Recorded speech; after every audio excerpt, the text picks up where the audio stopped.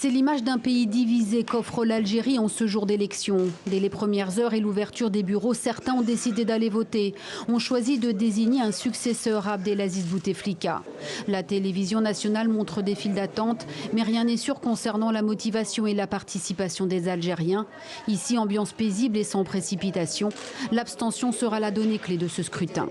Ce qui est important, une Algérie indépendante, une Algérie libre, une Algérie saine, une Algérie nouvelle pour cette nouvelle génération. Mais dans les rues d'Alger, le discours est tout autre. C'est celui du mouvement Irak qui résonne. Depuis des mois, des milliers de manifestants réclament un changement de système, une vraie rupture. Et ce jeudi comme hier, ils sont là à refuser de voter, de cautionner ce qu'ils dénoncent comme une mascarade électorale, prendre de l'ancien pour en faire du neuf. Sur les 5 candidats à la présidence, tous ont un lien avec le système, le gang, comme disent les manifestants. Certains postulants ont même été Premier ministre. Pour le Irak, pas question de laisser s'envoler tous les espoirs. Ces élections ne répondent pas aux aspirations du peuple algérien. Le peuple algérien dit tout le temps pas d'élections avec les gangs. Ces élections ne sont qu'un recyclage du régime de Bouteflika.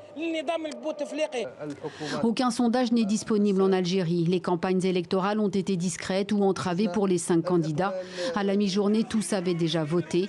Mais Alger était sous tension. Les forces anti-émeutes sur les dents, procédant à des arrestations. Seule certitude en coulisses, l'armée veille, comme elle n'a jamais cessé de veiller.